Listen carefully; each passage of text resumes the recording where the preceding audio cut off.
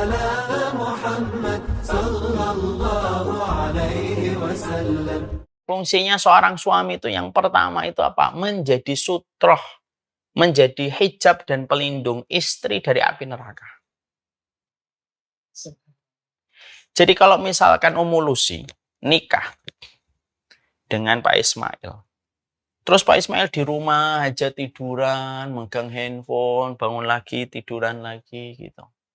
Itu tetap fungsinya dia itu tetap menjadi hijab bagi Ummu Lucy dari api neraka. Walaupun dia nggak ngapa-ngapain contohnya. Fungsi loh ya. Masalah dosanya, dosa dia dengan Allah. Tapi ketika Ummu Lucy masih punya suami, maka selama Ummu Lucy punya suami, maka selama itu pula Ummu Lucy akan terjaga dari api neraka secara langsung karena di depannya Ummu Lucy itu ada sang suami. Makanya hisabnya seorang istri itu kan ditanyakan dulu kepada istrinya kan, ditanyakan dulu kepada suaminya kan. Ummu Lucy hari ini makan apa, minum apa, yang ditanyakan suaminya dulu. Istrimu hari Kamis tanggal 2 Muharram makan apa dia? Makan bubur. Buburnya datang dari mana? Uangnya uang apa? Istrimu sholat subuhnya jam 5:30. Loh, kamu ngapain sebagai suaminya? Itu semuanya ditanyakan dulu tuh sang suami. Walaupun dia nggak ngapa-ngapain, walaupun dia misalkan ya, pokoknya di rumah cuma tiduran doang. Misal ekstrimnya. Ekstrimnya suami kita itu di rumah cuma tiduran doang. Fungsi itu nggak akan hilang. Masalah dia dosanya antara dia dengan Allah. Ini bukan berarti bahwasanya ketika sang suami itu fungsinya sebagai hijab bagi seorang istri, lalu dia nggak dosa. Enggak lah, tetap dosa lah. Karena apa? Kewajiban-kewajiban yang harusnya dia lakukan, dia lalaikan. Itu tanggung jawab dia dengan Allah. Tapi bagi istri, tidak membahayakan untuk urusan akhirat kelak. Kenapa? Selama saya masih punya suami, dia yang akan tanggung jawab tentang saya. Makanan di rumah misalkan sampai dibuang-buang, yang ditanya suaminya. Punya anak nggak pakai hijab, yang ditanya suaminya. Punya istri nggak pakai hijab, yang ditanya suaminya. Memang begitulah. Dalam hukum kita di dunia aja gitu kok. Ada kesalahan anak buah, yang ditanya itu pemimpinnya. Selalu yang ditanya pemimpinnya, kok anak buahmu begitu tuh gimana? Gitu. Yang kelihatan tuh ya pemimpinnya. Begitulah kehidupan nanti di hadapan Allah itu kayak gitu. Itu fungsinya seorang suami tuh gitu. Ekstrimnya tuh kayak gitu. Lah banyak sekali istri itu enggak tahu fungsinya seorang suami itu apa. Mendidik itu kewajiban. Kalau dia nggak melakukan, dia dosa di hadapan Allah. Melindungi itu kewajiban. Kalau dia nggak melindungi istrinya, dia dosa di hadapan Allah. Kalau fungsi, cuma tiduran doang, sudah. Tiduran doang aja sudah menjadi hijab bagi seorang istri dari api neraka. Maka, kalau kita mampu untuk melihat ini, masalah ini dalam view yang lebih luas, ya sudah. Kalau kekurangannya itu masalah-masalah yang masih bisa dikompromikan, tidak apa-apalah. Selama dia bisa menghalangi saya dari api neraka, dan tidak apa-apa. Dosanya dia, saya serahkan sama Allah. Makanya kan, tidak ada kewajiban istri untuk mensolihkan. Suami itu tidak ada kewajiban. Ya kalau dia mensolihkan, alhamdulillah nggak mensolihkan. Istri tidak ada dosa. Beda dengan suami kepada istri. Ini loh masalah-masalah fikih kayak gini tuh yang biasanya nggak dibahas ketika orang nikah. Anak-anak kita tuh kalau mau nikah itu orang tuanya apa? Sibuk mesen gedung, mesen seragam, mesen ini, mesen ini. Akhirnya ilmu dalam pernikahan itu miss. Anak nggak ngerti fungsinya menikah itu apa, bagaimana kewajiban, apa yang dilakukan kalau begini, love language-nya apa, tangki kasih sayangnya bagaimana, terus bagaimana, ini hilang Karena apa? Sekarang pernikahan itu hanya sebagai bagian dari sebuah prestisius doang. Untuk bilang mindalik. Nah itulah pentingnya fungsinya nikah itu pakai ilmu, membebaskan kita dari banyak blind spot yang selama ini tidak kita ketahui. Nah kembali ke masalah tadi, Maka ketika ada seorang istri masih bisa mengkompromikan bahwasanya dia mengingat fungsinya suami itu adalah menjadi hijab baginya dari api neraka. Daripada nanti dia pisah, lalu akhirnya dia dengan neraka itu sudah tidak ada lagi hijab. Jadi kalau orang itu sudah nggak menikah, hijabnya itu, ini maaf ya saya ibaratkan ini hijab. Jadi terus nggak ada hijabnya. Kalau hijabnya sudah nggak ada, ya dia dengan neraka itu langsung. Dia makan apa, dia tanggung jawab sendiri. Dia nyari harta, tanggung jawab sendiri. Dia keluar pergi, dia tanggung jawab sendiri.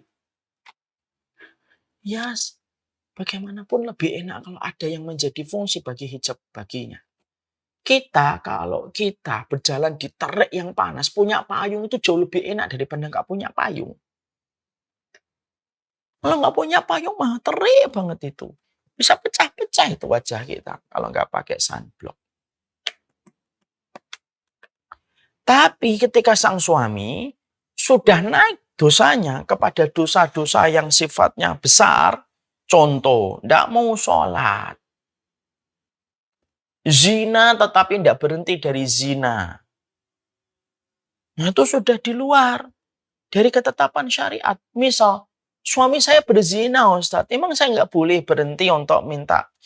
Ya boleh kalau itu mah para ulama juga menyampaikan ya sudah kalau suamimu berzina masuk kamu akan dicampuri sama seorang yang berzina yang tidak mau tobat. Dia nggak mau tobat. Mas kamu ini zina mana?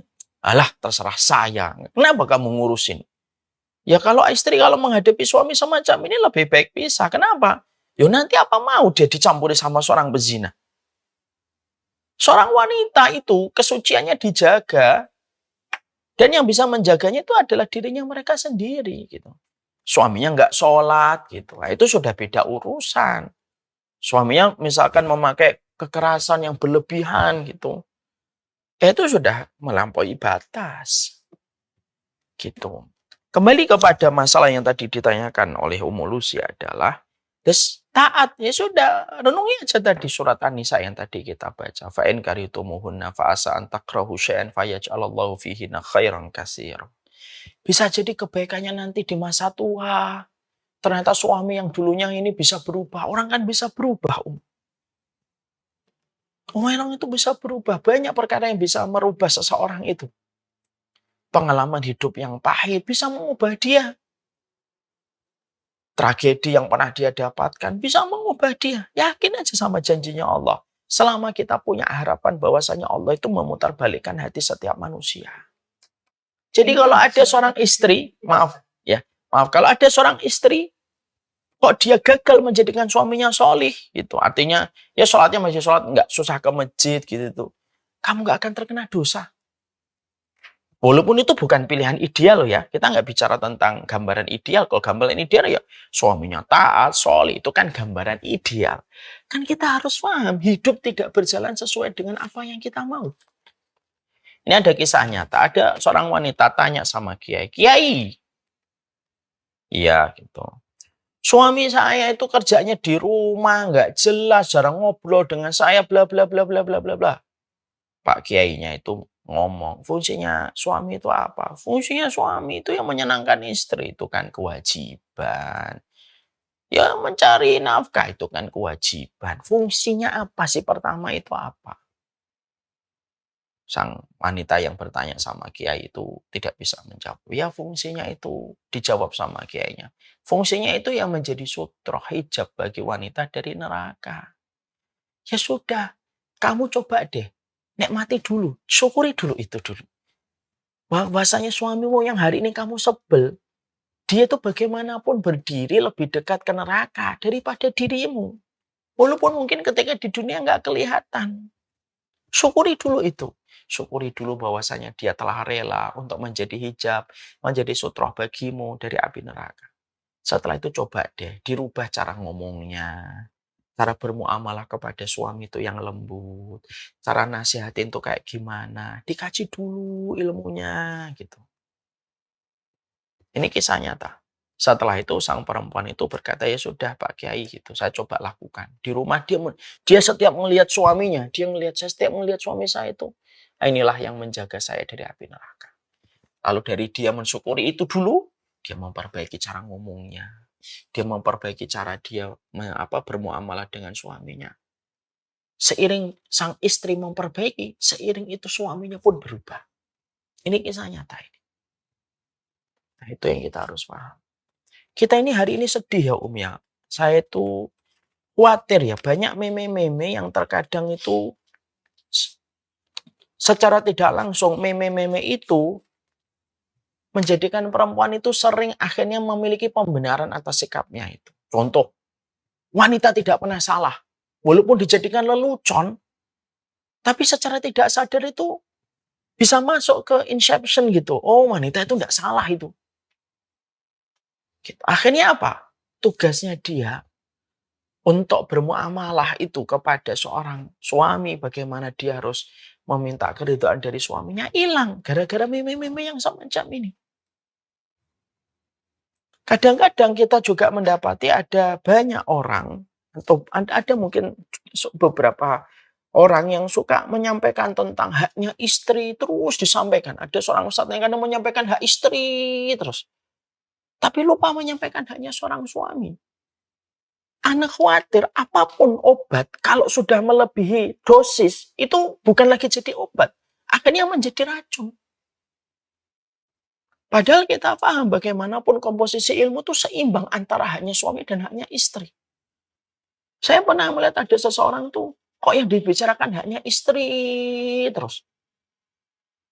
Tapi komposisi menyampaikan haknya suami nggak disampaikan. Yang terjadi apa? Bagaimanapun perempuan diciptakan dari tulang rusuk yang bengkok. Dan kalau tulang rusuk itu bengkok, maka spesial kalau dia dapatkan sesuatu, kok tidak tepat takarannya, dosisnya, ya bisa jadi malah tambah membahayakan itu. Nah, itu hal-hal yang kita harus paham tentang ini.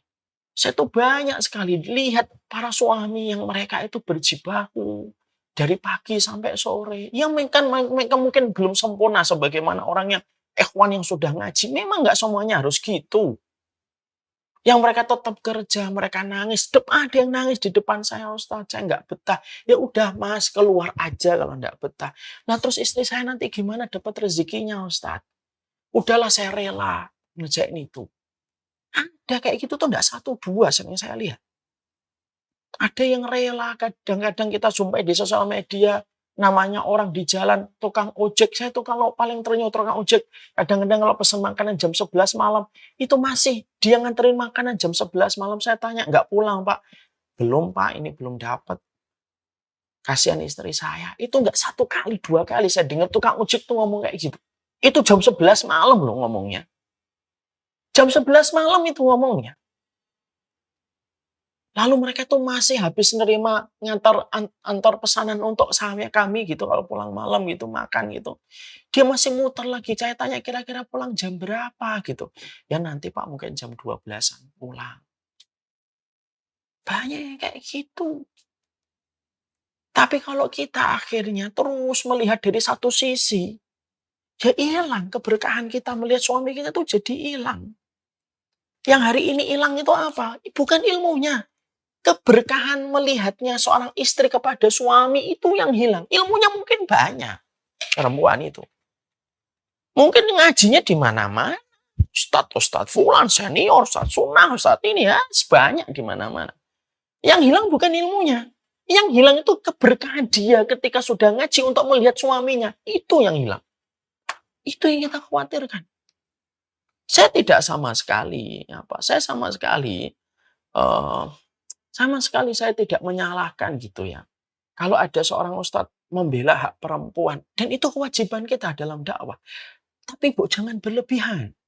Sampaikan pula hanya seorang suami, seimbang.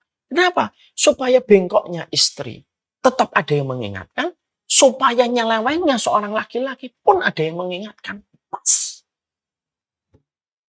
Jadi nggak ada lagi omongan, ya saya taat kayak gini, saya sama suami saya tergantung suami saya. Itu kan perkataan seakan-akan nggak punya Allah yang menjadi harapan.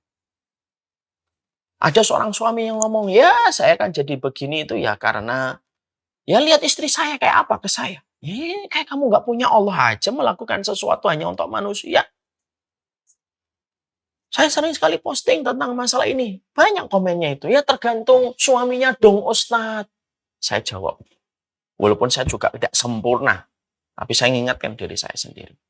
Ada orang yang jauh lebih solihah daripada kamu, tapi dikirimkan dengan laki-laki yang jauh lebih buruk daripada kamu, daripada suami kamu. Siapa itu? Asia dengan Firaun. Kalau saya kadang-kadang lagi kecewa gitu ya, atau lagi ngambek, atau lagi ada masalah sama ibu gitu, saya tuh memberi narasi pada pikiran saya. Ada laki-laki yang jauh lebih solih daripada saya, tapi diberikan istri yang jauh lebih buruk daripada istri saya hari ini. Siapa itu? Nuh dengan istrinya. Kan begitu cara kita melihat. Jadi makanya saya tuh kadang-kadang mendapati ada seorang ibu-ibu ngomong, saya tuh senang sama Ustadz ini, Ustadz. Kenapa? Dia selalu menjelaskan tentang haknya istri. Loh, emang hak suami nggak ada? Kan saya sedih gitu. Gak seimbang nanti. Padahal agama ini diatur dengan aturan pattern yang sudah dipola oleh Allah. Patternnya gimana? Polanya gimana? Ikutin aja pola itu. Oh, suami sebagai seorang pemimpin. Dia fungsinya sebagai sutra. Kalaupun dia pendiam, tidak romantis, jarang ngobrol, cuma tidur di rumah, itu tidak menghilangkan fungsinya. Dia tetap akan mengambil porsi lebih dekat dengan neraka daripada istrinya. Masalah dia tidak melakukan kewajibannya, itu dosanya dia di hadapan Allah. Istri mengingatkan.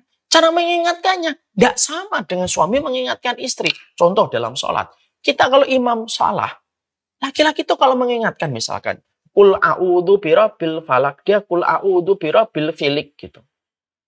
Maka seorang istri itu, seorang makmum laki-laki mengingatkannya langsung dengan suara kul a'udhu birabbil falak.